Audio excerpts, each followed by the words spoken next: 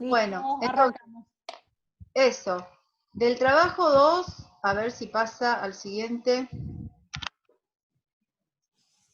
Claro, no me deja pasar sin esperen. Ah, no te muestra como Power, tenés que meterte de nuevo y salir capaz. Volver a meterme. Bueno, lo voy haciendo, mostrar video. Vamos por parte, dijo Jack. Ahí está. ¿Se cambió?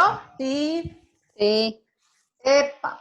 Bueno, entonces, de la guía 2, la verdad es que tenía como esa intención, que es que ahora que vamos a empezar con las teorías de aprendizaje propiamente hablando, tomemos estos recaudos que están en el texto.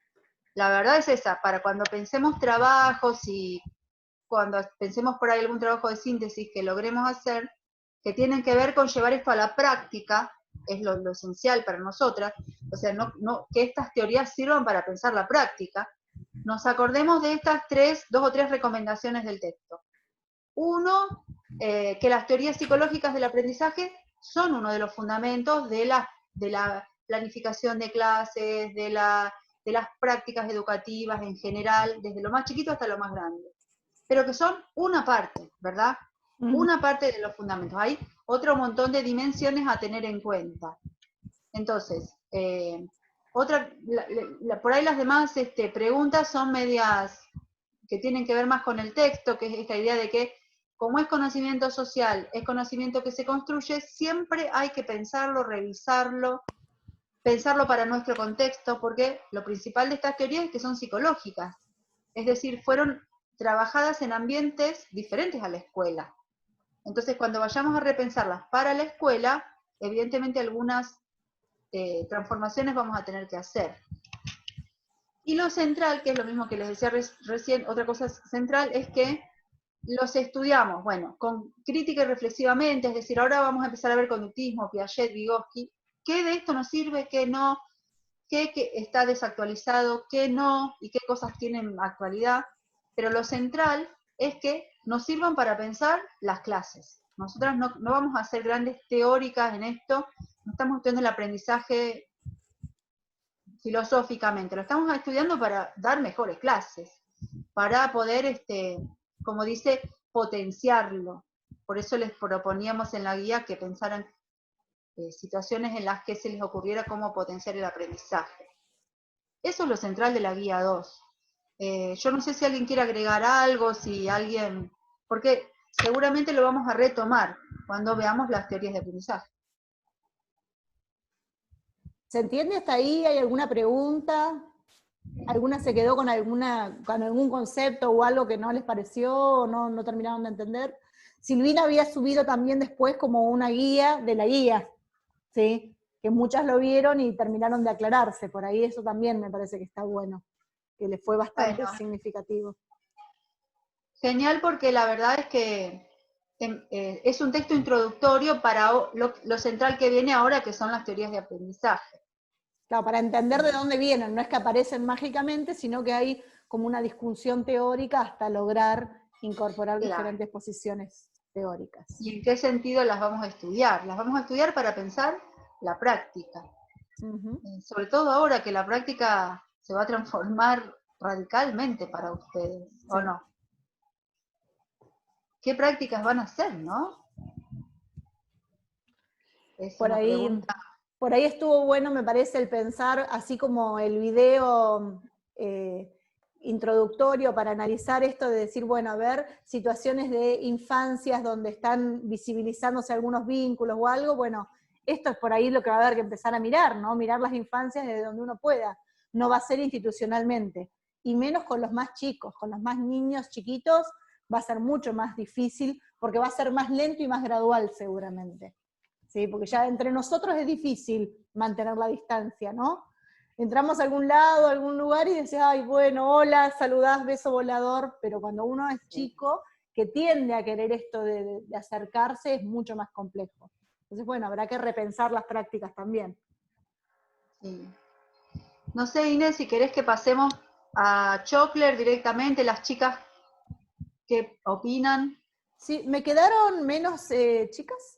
Se desenganchó alguien, me parece, ¿no? A ver, ¿ustedes ven 5? Yo veo 5 nomás.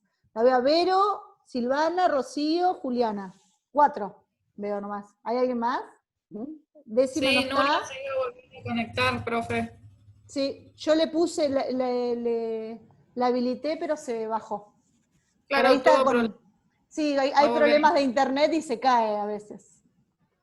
Yo Bien. te veo Sí, 6, 7, 8, 9, 10, 11, 12, ¿no? ¿vos ves 12? Sí, lo que pasa es No. que al compartir pantalla se queda más chiquito la pantallita del Zoom. Yo veo ahí poquito, acá está. Bien, ahí estamos. Ahora hay un par más. Bien. Bueno. ¿Alguien quiere preguntar algo de la 2? ¿Alguna duda, algo? Pueden preguntar por el chat, quien no tenga audio. Aprovechar, así no pasamos directamente ya a la 3.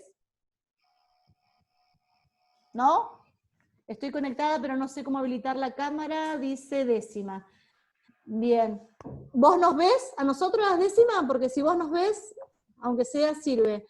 No es tan complicado, pero hay que buscar un iconito donde está, no sé si estás con teléfono o con compu. Ella nos ve, bien. Está con la Bueno, y si no compu. por chat. Bien. Bueno, cualquier duda nos vas preguntando en el chat. Abajo hay exacto, a la izquierda dice video y ahí se puede activar la cámara y el audio. Bien, no, pasemos entonces a la 3, directamente a Bueno, Chocler por si hay alguna duda y para entender la lógica. -6. Yo tengo 14:54. Sí. No sé si a las 15 termina. A las 15 se va a cortar, cualquier cosa reactivamos. Pero bueno, por ahí me parece que la de Chocler no era difícil, pero sí era como para entender la lógica de por qué elegimos ese texto, ¿no? Vale. Entonces, ¿quieren que empecemos igual? Y si se corta, nos encontramos con el otro código. ¿Les parece? Okay. ¿Sí? Sí. Igual va a ser un ratito más, no hace falta que sea toda la Sí. media hora, pero así seguimos. Dale. Sí. No veo poder pasar. Ahí Nosotras está.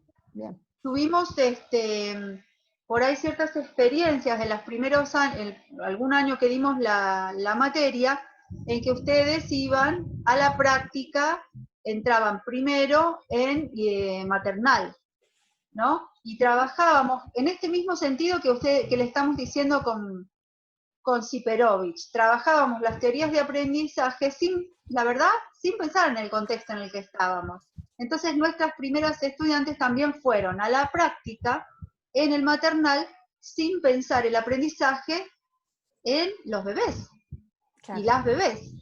Entonces, a raíz de este aprendizaje que nosotros hicimos, decidimos empezar las teorías de aprendizaje, antes de ver las grandes teorías clásicas como Piaget y Vygotsky, esta idea de pensar, y bueno, ¿y los bebés cómo aprenden?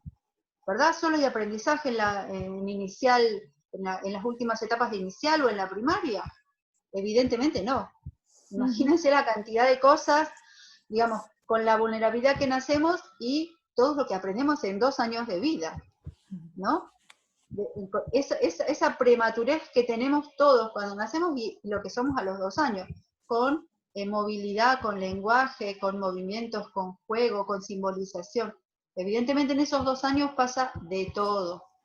Y sigue pasando después también con los bebés. Entonces decidimos incluir este texto como uno de los posibles para pensar aprendizaje y los bebés. Chocler es en realidad nuestra primera, voy a llorar ahora, nuestra primera, ¿cómo se dice? Proyecto era invitar a una psicomotricista que iba a venir a las clases a explicarnos todo esto. Claro. Y bueno, nada. A veces pasa eso, ¿no? Lo que uno planifica y la realidad no llega a ser posible. Bueno, claro. Para que no se sientan solas, no les pasa a ustedes, a todos nos pasa en algún momento. No. Así que, nada, Mirta Chocler es psicomotricista, entonces tiene toda una especialización en esto.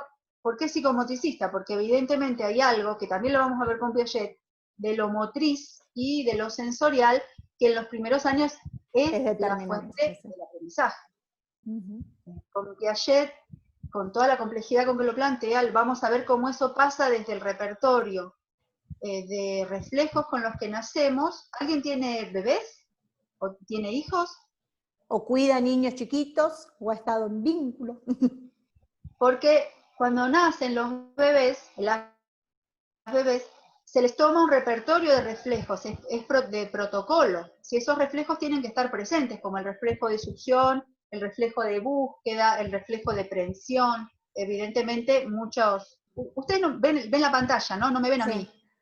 ¿A mí también me ven? Si Sí. queremos, te buscamos y te vemos. Ahí dice, Bueno. ahí dice Gladys, dice Gladys digo, que tiene una nena o un niño, niñe, de 1 año y 6 meses. Bueno, Gladys, querida, nos tenés que explicar todo acá. Tiene que escribir porque, mucho. Claro, es verdad.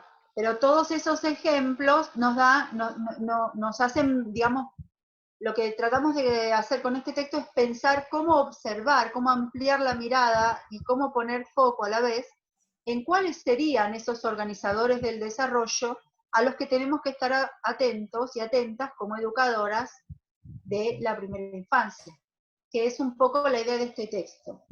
Evidentemente, lo que dice Chokler al comienzo es, en las prácticas de crianza hay 2 preguntas importantes, que es, ¿cuál es el ser que estoy criando? ¿Cuál es el ser al que aspiro? Fíjense qué pregunta. En un solo cantarle a una nana o permitirle que se ensucie o no permitirle. Permitirle que toquetee o que no toquetee. Permitirle que lleve, poner cosas seguras para que lleve a la boca y explore, o no dejar que toque nada para que no se ensucie. O cambiar los pañales rápidamente sin ningún tipo de usar la palabra, el vínculo, ¿no?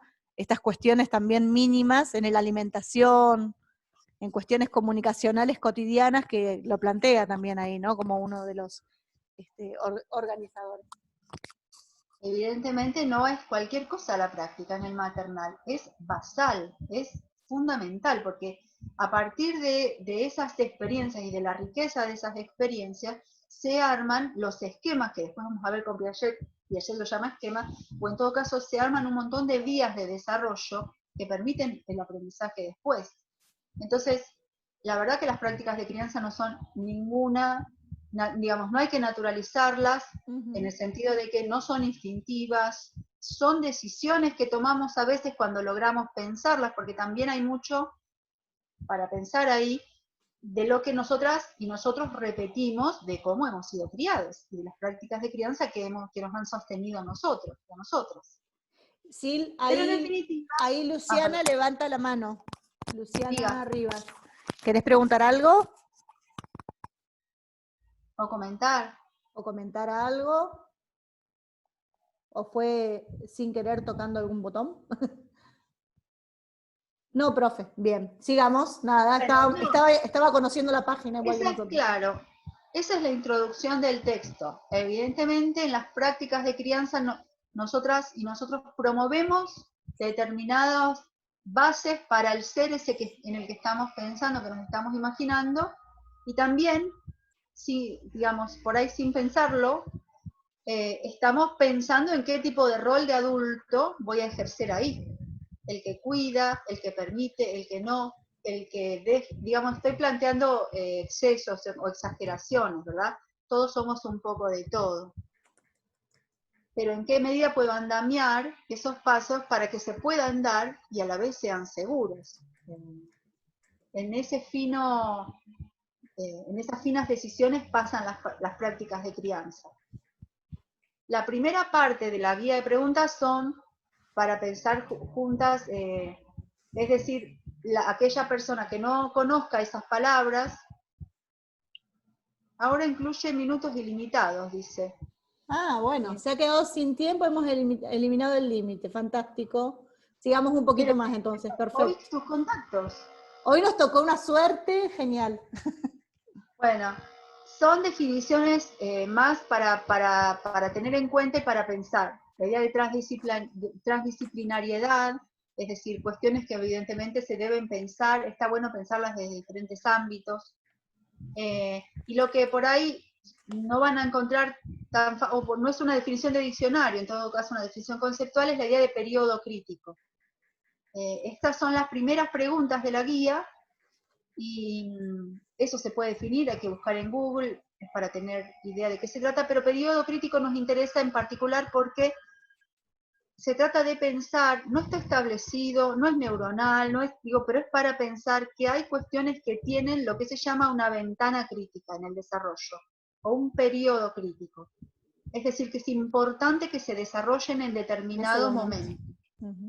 ¿Por qué? Que no se desarrollen en ese momento implica consecuencias para el resto del desarrollo. Es para seguir pensando, ¿no? Pero evidentemente, bueno, no, digamos, no importa la persona, pero tengo unos conocidos que tienen una hijita que nació con un ojito, con un párpado un poquito más cerrado. Solo eso. Uno de los párpados abre solo, digamos, hasta la mitad del ojo. No tiene problemas de visión, no tiene ninguna otra dificultad, sin embargo, se decidió familiarmente y con los médicos operarla, ahora va a tener que esperar. ¿Por qué? Porque evidentemente abrir hasta la mitad del ojo provoca en esos momentos del desarrollo una postura del cuello, una postura de las manitos, una postura de la cara en general, que va a tener consecuencias en su desarrollo después. Entonces se decidió operar tempranamente para evitar esas consecuencias. Esto respecto de cuestiones más claras como algo, digamos, biológico podría ser. Pero hay otras como esto mismo que decimos. Nosotros veíamos, creo que en otros, no, y lo vimos en el trabajo 1, el video Babies, donde está el bebé, por ejemplo, las familias mongolas que son tan nómades, vieron cómo lo sacan, no sé si se acuerdan del video, cuando sacan al bebé del hospital en donde van a nacer, que lo sacan todo atado como una cosa rarísima. Como bodoque, como el de la era del Sí. hielo, bodoque, es igual. Así.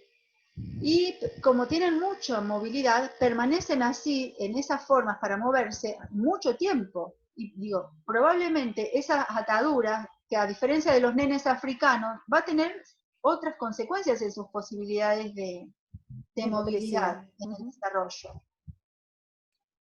Esto para pensar también las clases, básicamente, ¿no? ¿Qué es lo que voy a permitir y no permitir, proponer, sostener, fomentar en las prácticas de educación, en su caso, no de crianza, con las y los bebés que me toque trabajar? Entonces, el resto de la guía, ¿se ve ahí la filmina? Sí, está. ¿La filmina? La filmina. Me salió el antiguo, disculpen, pero somos de la época de las filminas nosotros. Yo las usé, chicas, las filminas. Les cuento, ya lo veo. Bueno, ¿qué tiene que ver con esto? Cuestiones para poder organizar nuestra mirada en las y los bebés que nos toque, con los que nos toque hacer las prácticas. Evidentemente, nuestras vinculaciones con las y los bebés, las vinculaciones de sus educadoras y del contexto en general, va a tener todo esto todo junto, ¿no? Va a aparecer todo junto. El apego, comunicación, la exploración, la seguridad postural, el orden simbólico va a aparecer en una sola intervención. Pero nosotras, con el tiempo, vamos a ir afinando la mirada para que esas cosas, para pensar qué está pasando en esos ejes en las situaciones con los bebés. ¿Sigo? Sí. ¿Alguien quiere contar algo? ¿Alguien estuvo en maternal? En jardín maternal, sí, de 1, de 2, de 3. Yo a ver si les veo ahí el resto. No. ¿No? ¿Ninguna?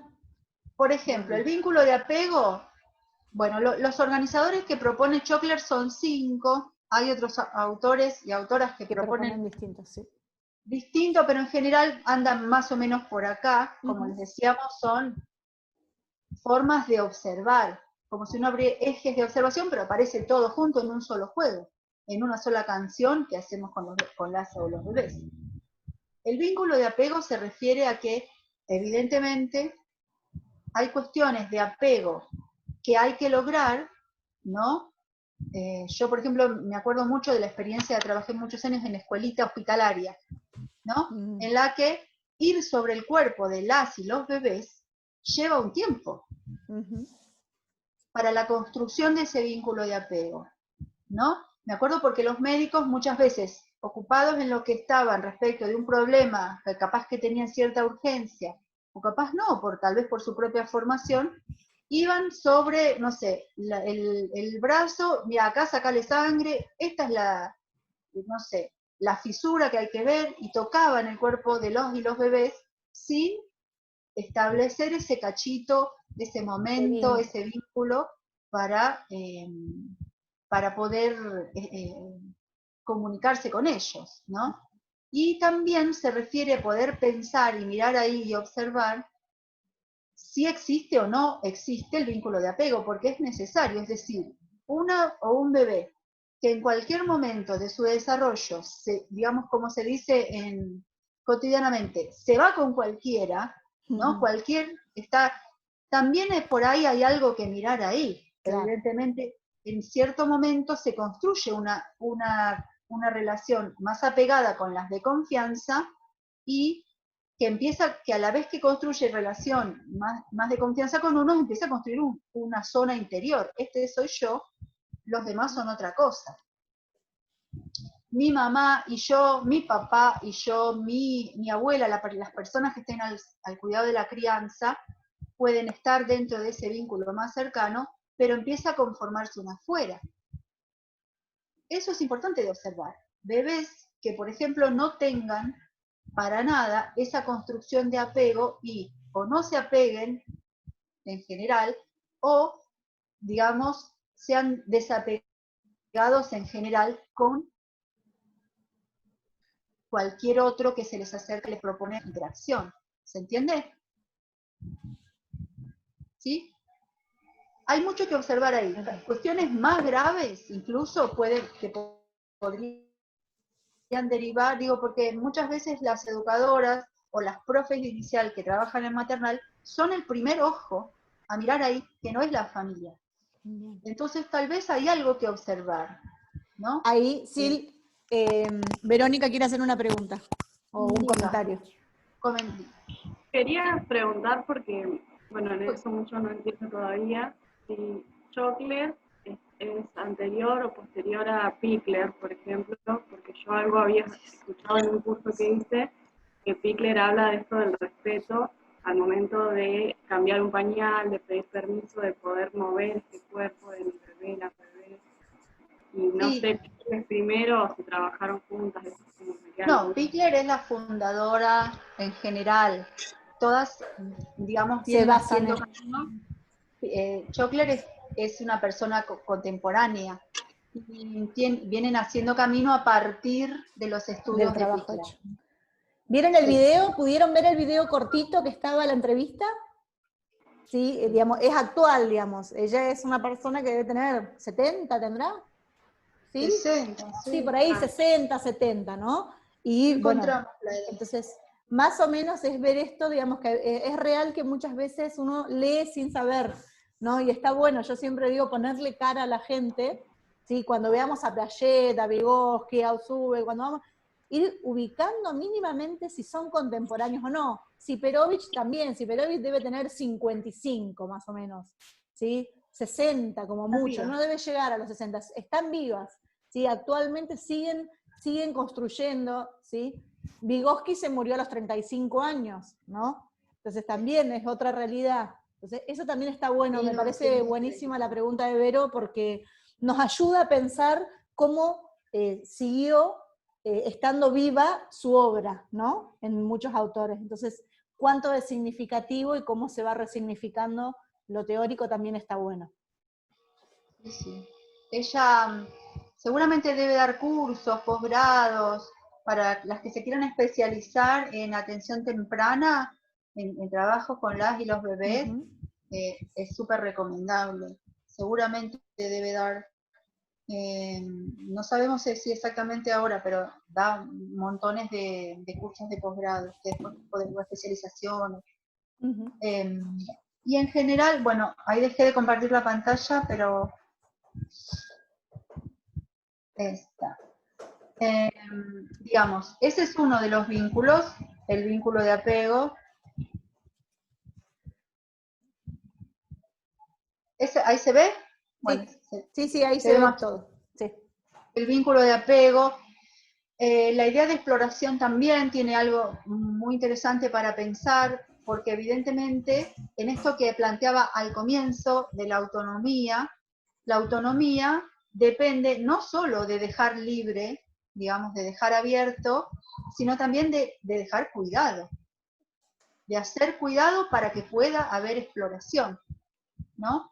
Y que tiene mucho que ver con ese cuarto eje, que es la seguridad postural, ¿no? Por ejemplo, los bebés más chiquititos, cuando todavía están empezando a sentarse, si yo quiero, esto lo pongo, en los ejemplos lo hemos puesto también, si yo quiero que el bebé o la bebé explore un móvil de colores, de sonidos o que tiene aromas con la mano, que se lo pueda llevar a la boca, supónganse que pueda hacer esa coordinación mano-boca, que es tan interesante en la exploración de las bebés. Evidentemente, si todavía no se puede sentar, no tiene seguridad postural para hacerlo desde la postura sentado o sentada. Entonces, la seguridad postural me va a permitir exploración. Entonces, por ejemplo, si yo elijo que explore un móvil y quiero que mi intervención va a ser que explore un móvil de colores, o de formas, o de aromas, por ahí a los bebés que todavía no se sientan, voy a tener que ponerlos con su columna entera, que es lo más firme que tienen, apoyada en el piso, para que puedan, una vez seguros, soltar la mano y explorar con la mano y llevar a la boca. Que ahí también es cuando, digamos, veamos esto, ¿no? Que comercialmente se venden móviles para colgar en el techo, ¿no? Entonces, tiene un sentido de para qué edad, y cuando están mucho tiempo acostados, ¿no? Cuando pueden estimular la visión, que es lo que está mirando. Nosotros, por ejemplo, casi que no miramos mucho hacia el techo, ¿no? A no ser que haya algo que nos llame la atención, porque uno no está mucho tiempo acostado, normalmente estamos como mirando lo que está a la altura de nuestros ojos. Entonces, esas cuestiones son las que se van demostrando, porque es importante saber qué es lo que hay como que reforzar, qué es lo que tenemos que poder darles como herramientas para motivar, ¿sí? Para esto que plantea Silvina, en el sentido de decir, bueno, si yo quiero que exploren algo para tocarlo, tiene que tener acceso o mínimamente usar sus manos para que esté cerca, ¿no? Entonces, bueno, estas cuestiones de ir viendo todos los sentidos en maternal es como súper importante. Muchas veces cuando estamos dando clases, quedan, no, bueno, pero en maternal no se enseña mucho, ¿no? O hay muchas cosas que no aprendemos. Y después cuando uno empieza a investigar, realmente es como hablábamos al principio, ¿no? Se enseñan muchísimas cosas en los primeros 2 años de vida y se aprenden un montón de cosas. Entonces también está bueno ver la importancia de este nivel para incorporar también nuestra información y lo que tenemos que saber y aprender. Acá Vero plantea, dice, lo difícil de los adultos y adultas es de respetar esos tiempos y no apurarlos. ¿Sí? También, ¿no? Es muy difícil, aparte, ay, yo quiero que se siente, ¿no? Entonces, y vos por ahí ves que todavía no tienen esta fortaleza, esta cuestión desarrollada en cuanto a su seguridad postural. Ay, pero yo quiero que se siente. Y no, ¿no? Entonces, ¿cuánto? Bueno, podemos tenerlo un ratito, buscamos almohadones, porque esa seguridad es como si nunca anduvimos en patines y nos ponen arriba unos rollers y nos largan por una bajada, ¿no? Y siendo adultos.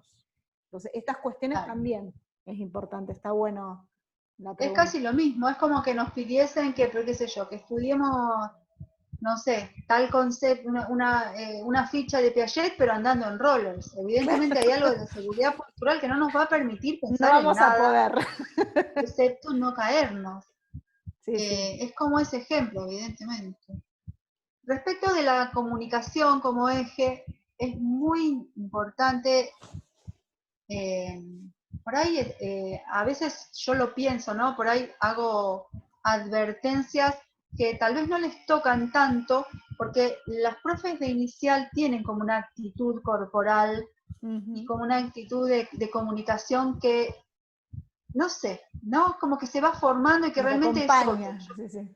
Claro, lo pienso desde mis materias de psicología, capaz, o de maestra, que es el primer estudio de maestra de primaria, que éramos duros, ¿viste? Como un adoquín, y por ahí.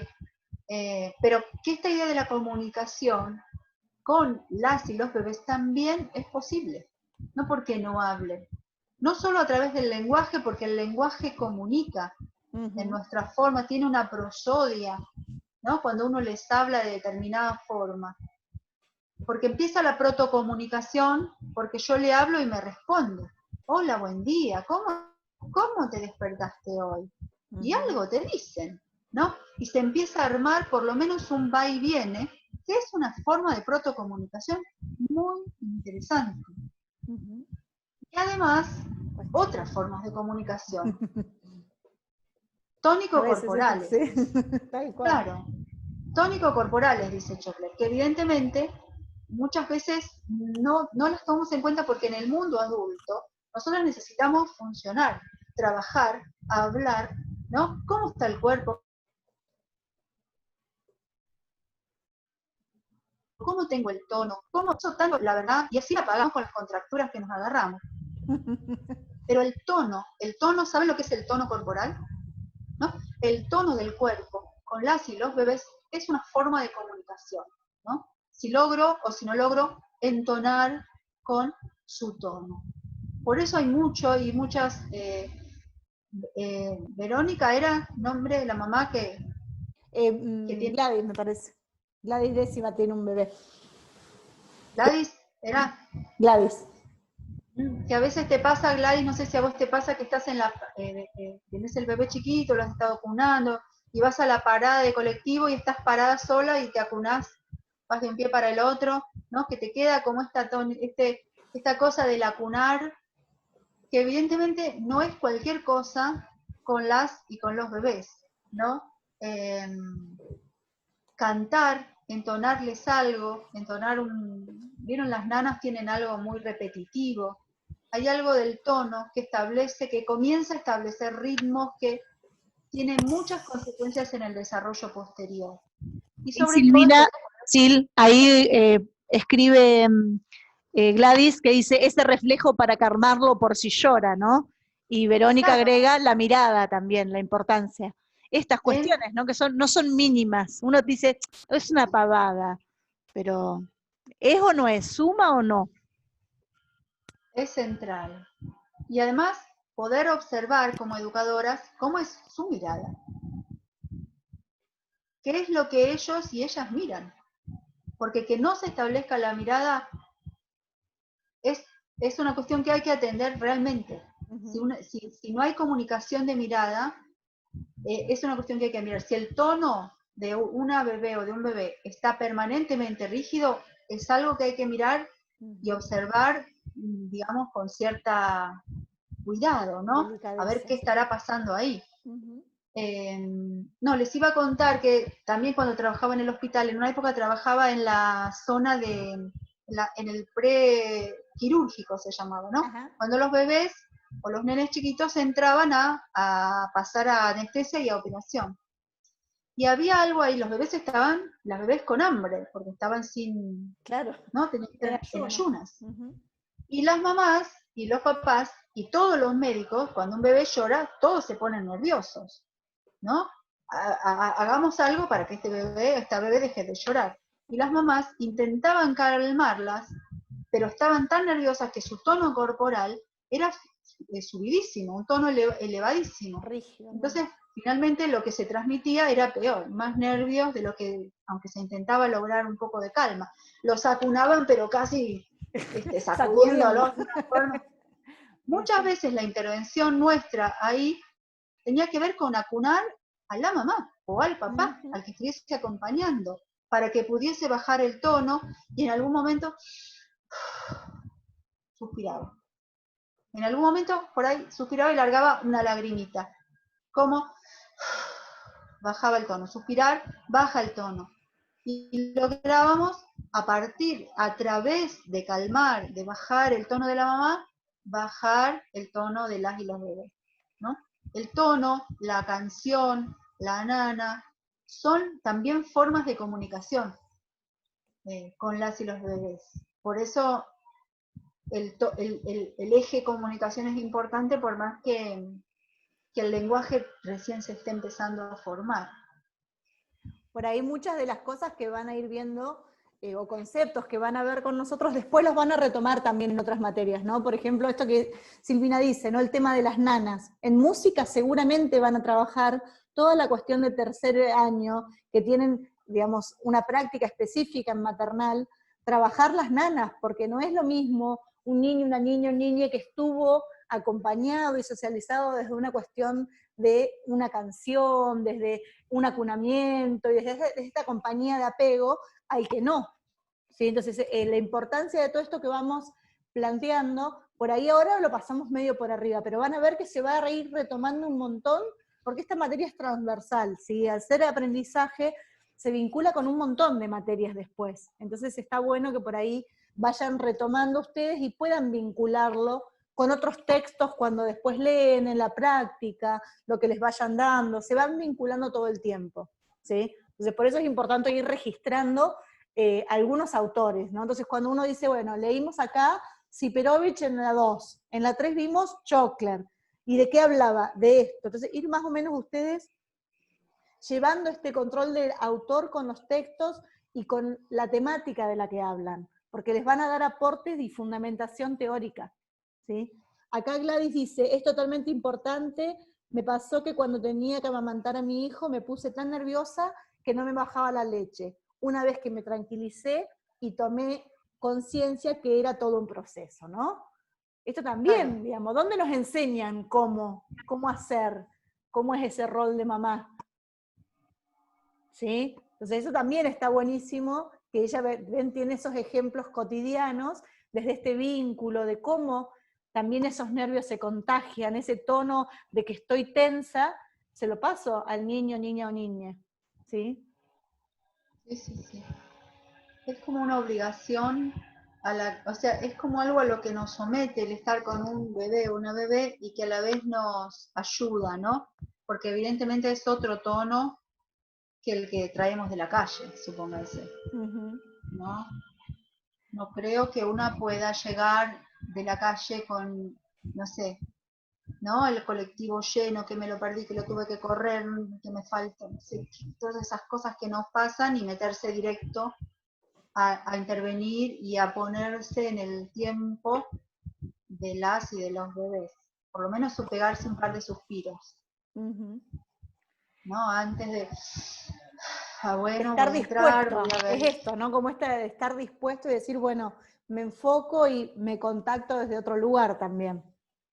Sí, está Porque bueno. todos esos organizadores son los que van a armar el aprendizaje que ellas y ellos mismos están teniendo como bebés y que van a armar después también, lo vamos a ver con Piaget en detalle, justamente el resto de los aprendizajes. Uh-huh. Es central la exploración, porque Piaget lo dice claramente, ¿no? La representación mental, la simbolización es una acción interiorizada. Entonces, cuanto más acción haya, es decir, cuanto más exploración, cuanto más riqueza tenga, evidentemente también va a tener esa riqueza las ideas y la posibilidad de representar que tengamos. Respecto, bueno, no, eso se los cuento en todo caso cuando veamos Piaget, ¿no? Sí, Así no sí, me sí, voy con las porque si no es mucho. y el quinto organizador, que es la idea del orden simbólico, nos trae un poco Uh-huh. estas invitaciones que hace Chokler al comienzo, que es no naturalicemos las prácticas de crianza. Hay un gran espectro de prácticas de crianza que son posibles de pensar como buenas prácticas de crianza, Uh-huh. ¿no? ¿Cuál es la buena comida? ¿Cuál es la buena leche? ¿Cuál Claro. es la buena práctica de siesta? Evidentemente hay más de una teoría en eso. Uh-huh. En todo caso, tenemos que pensar desde cuáles estamos nosotras pensando las prácticas de intervención y desde cuáles también está pensando el grupo social y cultural con el que yo voy a trabajar. Porque puede haber otras costumbres. Uh-huh. Mi vecina de enfrente, una señora de campo de muchos, muchos años, me decía cuando tenía el bebé más chiquito que para que se largue a hablar tenés que darle agua con un cucharón. Yo no voy a decir que lo hice porque no lo hice, pero digo, esa era su creencia. Y tenía Claro. un montón de hijos y un montón de nietos, todos sanitos. Y Todos hablando. Estamos hablando, habla hasta por los codos. Así que, quiero decir, uno no puede ir a imponer desde arriba, no, mirá, yo estudié en la facultad de no sé cuánto, y las prácticas de crianza son estas y las otras. Esa práctica de crianza se enjambra con un montón de prácticas de crianza que serán de determinado grupo social en donde una va a trabajar, y uno las tiene que escuchar, ¿no? Diga, Vero. Sí. ¿Y qué pasa? Porque a mí siempre me viene esa pregunta en varias materias cuando nos proponen ideas y maneras de enseñar y de trabajar. ¿Qué pasa cuando traen un tipo de crianza de la casa que no coincide con lo que se quiere inculcar en el jardín, por ejemplo, o con las normas que hay de convivencia y demás? ¿Cómo se presenta la docente ante eso? Y yo diría que es una mediación, que es esa la construcción, que, digamos, yo no digo que hay que, porque además hay un marco hasta social y legal que son los derechos de los chicos y las chicas, es decir, no, tampoco todo es lo mismo. Exacto. Lo que sí digo es que evidentemente hay que escuchar para poder hacer ese puente, para que se comprendan las prácticas de crianza que se están proponiendo por la salud de los chicos, por su mejor autonomía o por las cuestiones que sean, y que desde ese grupo social y cultural se puedan escuchar. Si vos las planteás muy lejos y muy impositivamente, muy coercitivamente, por afuera de lo que ese grupo piensa, va a hacer mucho ruido, mucho choque. El choque cultural también hay que hacerlo gradual, digamos, hay que ser consensuando, ¿no? Buscando una mediación y siempre desde este lugar del derecho. ¿Sí? No imponer ni negar la realidad, porque es como el ejemplo del cucharón, ¿no? Me parece que más gráfico que esta, digamos, Silvina no se iba a ir a pelear, no se va a pelear con la vecina de enfrente y decirle que está diciendo pavadas, sin embargo lo retoma y ella busca también otras prácticas, ¿no? Por esto es como cuando asignamos nombres no convencionales a las partes del cuerpo, o cuando tenemos creencias con respecto a cosas cotidianas, ¿no? Decir, bueno, en realidad también se ve desde otro lugar, no sé, y les vamos enseñando también, porque es un lugar distinto el del jardín, ¿sí? Como nivel inicial, a lo familiar. Lo familiar es lo aprendido en el contexto inmediato. Y cuando uno se incorpora como seño o como profe, ya estás validado desde un lugar institucional, ¿sí? Esto mismo que decíamos hoy, sin ir más lejos de si hay fecha límite o no para entregar un trabajo. Con Silvina no podemos decir, bueno, no sé, a partir del 1 de junio nosotros no recibimos más trabajo 1, 2 y 3. Empezamos a partir del 4. No nos podemos cortar solos, ¿no? Entonces, estas cuestiones también, institucionalmente uno tiene un resguardo, siempre sin faltarle el respeto al otro y ni sin que se vulnere el derecho de esas infancias. ¿Sí? Eso sería como el límite, ¿no? Digamos, la vulneración de derechos no puede estar infligida por nosotras. Y cuando vemos que hay un derecho que está siendo infligido por la familia, bueno, buscar cómo acompañar y ayudar, darles herramientas, ¿sí? No hay una receta única, porque situaciones hay millones, pero como que el parámetro siempre es este, ¿no? El beneficio y el bienestar de esas infancias son la prioridad. Y la enseñanza, pero no imponiendo, ¿sí? Porque uno trae saberes, pero no son únicos. Así como vamos a ver la multiplicidad de teorías y la multiplicidad de conceptos, y yo puedo ser súper vigosquiana, Silvina le encanta Piaget, al otro Ausubel, y el otro, ¿no? Cada uno con su librito. Bueno, pero tenemos algo en común. Todos vemos al sujeto de derecho que va a ser ese infante, esa infancia que está siendo trabajada. Entonces todo suma, ¿sí? Por eso el texto de Siperovich toma sentido, ¿no? De ver la multiplicidad de miradas, pero desde ver una misma infancia común y compartida que se va desarrollando, qué genera, qué miramos de esos organizadores, cómo podemos ayudar para beneficiar ese desarrollo. ¿Se entiende cómo se van vinculando los textos? ¿Sí? Que se va dando como, van a empezar a tocarse, eso sería, como que están, por ahora los vemos todos separados, y después van a ver que pueden convivir, ¿sí? No porque este sea viejo, este sea muy nuevo, nos quedamos con este o este lo descartamos. Cada uno después irá tomando qué es lo que más le parece significativo, en qué circunstancia utiliza más una fundamentación que la otra, o hace una melange, también vale, ¿sí? No hay una única voz válida. En esto también Claro. está bueno. Es un poco ¿cómo se diría? La advertencia que hace Chockler en el texto. Las prácticas de crianza no son naturales y los valores simbólicos no se empiezan a transmitir en la primaria, se transmiten desde que son bebés. Exacto. Piensen solamente, voy a hacer el ejemplo más estereotipo de todos, en los colores de las cosas, de las ropas que se les ponen a los bebés. Claro. Digamos, desde chiquitos y desde chiquitas ya se les está transmitiendo valores, determinados valores culturales. O antes del nacimiento ya, ¿no? Estás embarazada y ¿qué es, nena o nene? ¿No? Desde ese lugar y ya te condiciona, ¿no? Entonces esta significación está buena para ver el ejemplo desde dónde venimos, desde dónde traemos cosas.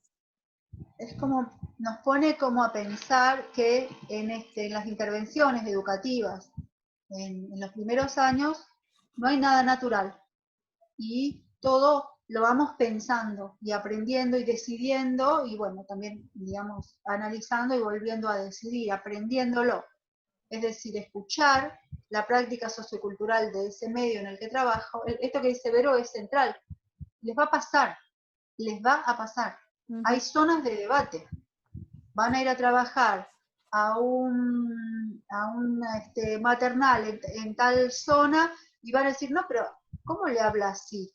A tal o cual, puede pasar tal situación. Entonces ustedes van a volver a la práctica y decir, pero está bien hablarle así a un bebé o a una bebé, está bien hacerle esto o aquello. Hay zonas de debate ahí.